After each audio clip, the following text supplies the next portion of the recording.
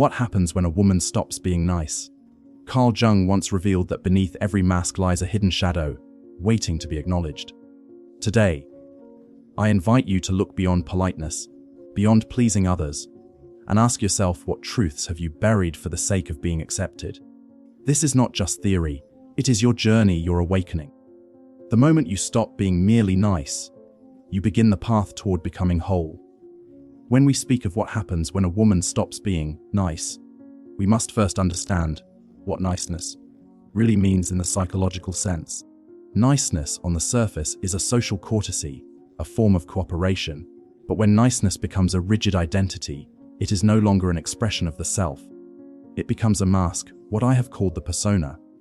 The persona is necessary, for without it, we could not live among others. Yet when a woman identifies too strongly with this mask, she becomes alienated from her deeper instincts, from her true desires, and from the vitality of her inner life.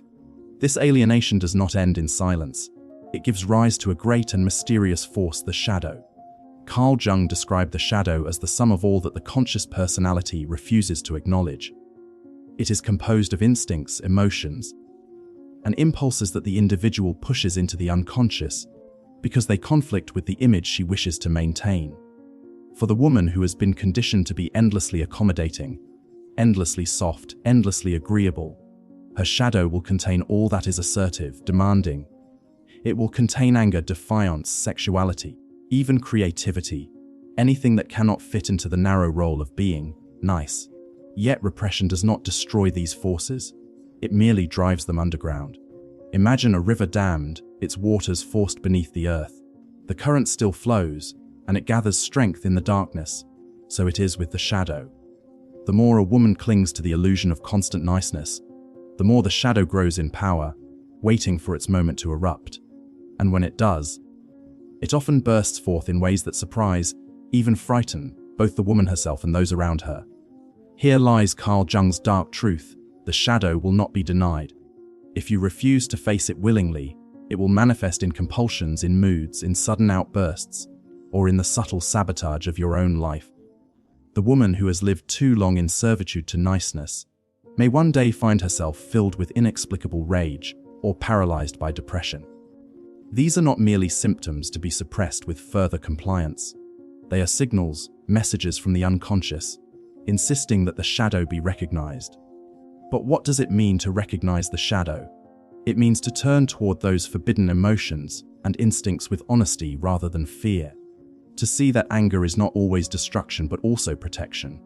To realize that saying no is not cruelty, but the affirmation of boundaries. To understand that fierceness is not unfeminine, but an expression of the total self. Carl Jung taught that wholeness is not achieved by perfection, but by integration. By bringing together the opposites within us. For a woman, this often means ceasing to live as only the gentle, pleasing archetype and allowing the more powerful, even darker figures within her psyche to take their place at the table of her soul. This process is not comfortable. To stop being nice means to risk rejection, to risk disapproval, to risk conflict. It may mean that those who once valued her for her compliance now resent her for her strength. But this is the necessary path of individuation. The shadow must be brought into consciousness, not to dominate, but to balance. For in the shadow lies not only what is rejected, but also what is most alive. Many women discover that when they cease to be merely nice, they also discover their voice, their courage, their creativity, and their capacity for authentic love. Jung once said, "One does not become enlightened by imagining figures of light, but by making the darkness conscious." To make the darkness conscious is to admit that the woman who never speaks her anger is incomplete. To be whole, she must embrace the side of her that can roar, that can defend, that can demand. This is not the destruction of her humanity, but its fulfillment. It is the transformation of niceness into authenticity. When a woman begins this work, she often feels guilt, as though she is betraying some sacred duty to remain agreeable. But here education is essential. Niceness is not the same as goodness. Niceness is a performance, a surface behavior, often motivated by fear of rejection. Goodness, however, is rooted in the self, in the deeper moral center that emerges when the whole psyche is integrated. A woman who has faced her shadow is capable of greater goodness than one who is hidden behind the mask of niceness. For her goodness is not born of fear, but of choice. The emergence of the shadow, then, is not a catastrophe, though it may appear as such at first. It is a signal of growth. It is a calling to authenticity. When a woman stops being nice, she does not become cruel, she becomes real. She no longer lives merely as an image projected for others' comfort. She begins to live as herself, a being of complexity, of depth, of both light and dark. And in doing so, she awakens not only her own soul, but often becomes a mirror for others, inviting them to question where they too have sacrificed their wholeness for acceptance. Thus, Carl Jung's dark truth is also a liberating truth. The shadow that emerges when niceness is abandoned is not an enemy to be feared, but an ally to be integrated. It is the doorway to strength, authenticity, and genuine freedom. The woman who stops being nice begins to live not as half a person but as a whole one. When we speak of a woman ceasing to be nice, we are speaking of more than a change in behavior. We are speaking of a psychological revolution, a turning of the soul toward its deeper roots. Carl Jung reminded us that every human being is shaped by archetypes, primordial patterns of energy and behavior that live in the collective unconscious. For women, these archetypes are not mere roles to be played, but profound psychic forces that shape the entire direction of life. To be nice, in the narrow sense imposed by society, is to reduce oneself to a single fragment of these archetypes, often the caretaker or the passive nurturer. But when that mask falls, something remarkable occurs. The feminine archetypes awaken in their fullness. Niceness, when it dominates, silences these archetypes. The lover, the warrior, the wise woman, the destroyer, the healer, all of these remain dormant, pushed into the shadows of the psyche. A woman who has been taught that her worth lies in pleasing others will repress her power, her sexuality, her anger, and even her wisdom, because they do not align with the image of agreeable sweetness. Carl Jung saw this repression not as harmless but as dangerous. He warned that the unconscious, when ignored, gathers strength. Sooner or later, it insists upon expression. What emerges when a woman refuses to be merely nice is not rebellion for rebellion's sake, but the rightful uprising of long, neglected archetypal forces. Consider, for example, the archetype of the warrior. For centuries, women have been told that gentleness is their strength, and that assertion is unfeminine. Yet within every woman exists the warrior spirit, the capacity to defend, to confront, to endure struggle with courage. When a woman awakens to this archetype, she discovers that boundaries are not acts of cruelty, but acts of integrity. She learns that saying no is not rejection, but protection of what is sacred. Carl Jung emphasized that the psyche strives for balance, and the warrior is the counterweight to the compliant nurturer. To deny her is to live in halfness, but to welcome her is to move toward wholeness. There is also the archetype of the lover, which extends beyond romantic passion into the realm of vitality and creativity. To be too nice often means to dull this fire, to suppress desire in order to remain acceptable. But when niceness is set aside, the lover awakens with intensity. The woman feels her passions more vividly, whether in love, in art, or in the pursuit of purpose. This is not reckless indulgence, but the rediscovery of eros, the life force.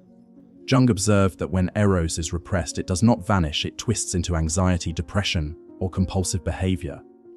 But when expressed consciously, it becomes the energy that animates a meaningful life. The archetype of the wise woman, too, emerges when the mask of niceness is removed. Niceness often requires silence, ignoring intuition, withholding truth to avoid conflict. Yet within every woman lies the figure of the sage, the seer who perceives what others cannot. When a woman stops being nice, she dares to speak uncomfortable truths. She trusts her inner knowing, even if it contradicts the expectations of others. Jung spoke of individuation as the process of aligning with the self, the deeper center of the psyche. The voice of the wise woman is one of the self's clearest messengers. To ignore her is to remain in spiritual immaturity. To listen is to step onto the path of transformation. We must also speak of the destroyer, an archetype often misunderstood. The destroyer is not cruelty or malice, but the energy that clears away what no longer serves. To always be nice is to cling to decaying structures, to keep broken relationships alive, to endure injustice silently, to preserve peace at the cost of authenticity. When the destroyer awakens, A woman learns to end what must end, to burn away falseness so that new life can grow.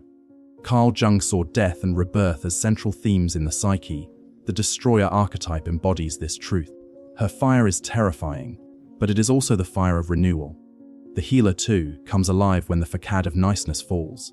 Niceness is often mistaken for kindness, but kindness without depth is superficial. True healing requires strength as well as compassion, honesty as well as care. The healer archetype is not about pleasing but about transformation.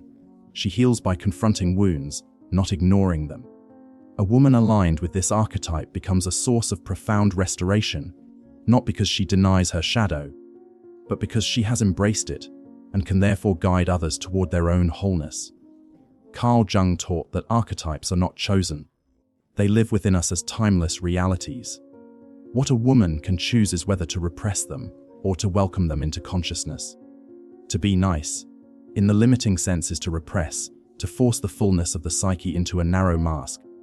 But to stop being nice is to open the door to the archetypes, to allow them to flow through her life with power and wisdom. The woman who does so is no longer a fragmented persona, but a multifaceted being, embodying love and strength, wisdom and destruction, gentleness and fire. This awakening is rarely easy. To embody the warrior, lover, wise woman, destroyer and healer is to challenge societal expectations. It is to risk being called difficult, dangerous or unfeminine. But Carl Jung would remind us that the goal of life is not to conform but to individuate, to become whole. Wholeness is not achieved by denying archetypes, but by integrating them. A woman who stops being nice and allows these figures to awaken within her does not lose herself. She finds herself. She becomes a vessel for the timeless forces of the collective unconscious, uniquely expressed through her own life. And in doing so, she inspires others. For when one person lives authentically, they give permission for others to do the same. When a woman stops being nice, she does not simply shift her outer behavior. She awakens a deeper inner struggle. Carl Jung described this dynamic through the concepts of anima and animus, the inner feminine and inner masculine energies present within every human psyche. For women, the animus represents the masculine counterpart within, the voice of reason, authority, defiance, and independence. When niceness dominates a woman's life, when she bends perpetually to others' desires, her animus is pushed into the unconscious. But what we repress does not vanish, it distorts and waits, demanding eventual recognition. The emergence of the animus is often the hidden force behind the transformation that begins when niceness is abandoned. Carl Jung observed that the animus can manifest in two ways: destructively, when it is repressed and denied, or constructively, when it is integrated into consciousness. In the repressed state, the animus becomes harsh, critical, and tyrannical. Many women who have lived too long in silence and compliance suddenly find themselves assailed by an inner voice that condemns them, belittles them, or drives them into irrational conflict. This is the shadow form of the animus, a distorted eruption born of years of suppression. It is not a sign of weakness, but of imbalance, the psyche's attempt to restore what has been denied. When a woman stops being nice, this conflict often surfaces first as anger. She feels the weight of all the times she said yes when she meant no, all the moments when her voice was silenced, all the times she betrayed herself to preserve harmony. This anger, when unrecognized, can become destructive. But Jung would caution us not to see this as pathology. It is the animus knocking at the door, demanding entry into consciousness. The challenge is not to suppress the anger, but to understand its source. The animus is not merely wrath, it is also strength, clarity, and protection. What appears first as rage can, if integrated, become the voice of inner authority. Integration requires dialogue. A woman must learn to listen to her inner masculine without fear. She must ask, what is this voice trying to protect? What truth is it demanding I speak? Jung emphasized that individuation, the path toward wholeness, depends upon the reconciliation of opposites. For a woman, this means not rejecting her animus as an enemy, nor allowing it to tyrannize her, but welcoming it as a partner in her inner life. The animus, once integrated, gives her the capacity to stand firm, to articulate her truth, to shape her life with intention, rather than drift passively along the currents of expectation. This conflict is not only internal but also external. When a woman begins to embody her animus, When she asserts boundaries, claims authority, or refuses to comply, those around her may resist. Society has long conditioned women to embody only the agreeable anima, the archetype of nurturing and receptivity. The animus, when visible in women, has often been labeled unfeminine or threatening. Yet Carl Jung saw the balance of anima and animus as essential not only for individuals but for the collective. When women suppress their animus, culture itself suffers, for it loses the gifts of their clarity, leadership, and courage. The struggle, therefore, is not one of rejecting femininity but of expanding it. A woman does not lose her anima when she integrates her animus, rather she deepens her humanity by embodying both. She becomes capable of tenderness and strength, receptivity and assertiveness. To stop being nice is to allow this fuller range of being. It is to no longer reduce oneself to half a soul, but to embrace the wholeness that Jung insisted was the true goal of life. Jung also noted that the animus, when left unconscious, often projects itself onto men. A woman who has not integrated her inner masculine may look to men to embody strength, authority, or protection for her. She may idealize or resent them, depending on how the animus is constellated within. But when she integrates it, she no longer needs to project. She can meet men as equals, not as carriers of what she has denied in herself. This shift transforms relationships profoundly. No longer dependent on external validation of her worth or authority, she becomes capable of authentic partnership rather than unconscious dependence. The educational importance here is to understand that what appears as rebellion, as a woman ceasing to be agreeable, is actually a psychological necessity. The conflict between anima and animus is not a flaw, but a stage of development. It is a sign that the unconscious is pressing for growth, that the self is urging the woman toward individuation. Carl Jung would remind us that this journey is lifelong. The animus, once recognized, must continually be refined. Its early expressions may be crude, even destructive, but through reflection and inner work, it becomes a powerful ally. It becomes the force that allows a woman to stand in her truth with dignity and courage. When a woman stops being nice, she is not merely defying social norms. She is answering the call of her inner masculine, the animus that has long waited in silence. The conflict that arises is uncomfortable but necessary. It is the crucible in which integration occurs. Out of this struggle emerges not a woman who is less feminine, but one who is more whole. She no longer lives divided, repressing half of her nature. She embodies both the gentleness of the anima and the strength of the animus, creating a balance that allows her to live authentically, courageously, and fully. When we explore what happens when a woman stops being nice, we arrive at the deepest truth of all: the necessity of authenticity. Niceness, in its distorted form, is not authenticity. It is often a strategy, a mask worn to secure acceptance, to avoid conflict, and to maintain peace at the cost of the soul's integrity. Carl Jung warned us that whatever part of ourselves we deny in order to fit into the expectations of society becomes a seed of neurosis. To be nice in the hollow sense is to deny one's own truth, to exchange wholeness for approval. But authenticity is different. It is the courage to live in alignment with the inner self, even if it costs the comfort of others. Carl Jung described the self as the organizing principle of the psyche, the center that holds together both conscious and unconscious elements.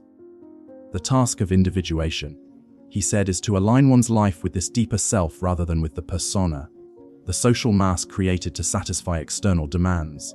Niceness, when it becomes an identity, is a persona. It is a mask that says, "I will not disturb you, I will not offend, I will remain small if only you will accept me." But the self cannot be silenced forever. It speaks through dreams, through emotions, through the quiet discontent that grows in the heart. A woman who stops being merely nice begins, often painfully, to listen to this deeper voice. She begins to realize that her worth does not lie in pleasing others, but in becoming whole. This movement toward authenticity is rarely celebrated by society. Niceness is rewarded, authenticity is resisted. A nice woman is praised as agreeable, easy, supportive. An authentic woman may be called difficult, rebellious, even dangerous. Yet Jung would remind us that growth always involves tension, that the birth of the self requires breaking free from the collective's expectations. He spoke of the individuation process as a kind of heroic journey, one that demands courage to face rejection, and the strength to endure misunderstanding. The woman who chooses authenticity over niceness steps onto this heroic path. She dares to confront not only external criticism, but also the internal voices of guilt and fear that whisper she is selfish for living her truth. But authenticity is not selfishness. It is the highest form of responsibility, to oneself, to others, and to life itself. When a woman lives authentically, she does not abandon kindness, but she refuses to sacrifice her soul for it. She understands that true kindness comes not from fear but from strength. To always be nice is to give from emptiness, to offer a hollow yes when the heart screams no. To live authentically is to give from fullness, to offer love and care without betraying the self. Jung observed that wholeness is achieved not by denying opposites, but by integrating them. In authenticity, a woman integrates the polarity of compassion and firmness, of softness and power. She becomes capable of genuine love, because she no longer loves as a mask, but as her true self. This transformation carries profound psychological consequences. Many women who abandon niceness report a newfound sense of vitality. Depression lifts, creativity blossoms, relationships shift. Why? Because energy once spent maintaining the mask of niceness is now available for authentic living. Jung described repression as a drain upon the psyche, a constant expenditure of energy to hold back the forces of the unconscious. When that repression is lifted, the psyche surges with renewed power. The woman who stops being nice feels alive again, as though she has reclaimed parts of herself long buried. Yet this authenticity also demands discernment. Jung emphasized that making the darkness conscious does not mean allowing it to dominate. Authenticity does not excuse cruelty or indulgence in destructive impulses. It means integrating the shadow so that it serves the self rather than sabotages it. A woman who lives authentically learns to express anger as boundary rather than destruction, to channel desire into creation rather than compulsion, to let her inner truth guide her rather than being enslaved to old patterns. This is why education is essential in this process. Without understanding the difference between authenticity and mere rebellion, one can easily mistake recklessness for freedom. True authenticity is neither passive niceness nor thoughtless defiance. It is conscious alignment with the self. Carl Jung once wrote, "The privilege of a lifetime is to become who you truly are." This is the essence of authenticity. It is not about becoming what others expect, nor about living out unconscious patterns. It is about discovering through struggle and reflection the person the self has always called you to be. For women, this often means rejecting the narrow demand to be endlessly nice, endlessly compliant, endlessly accommodating.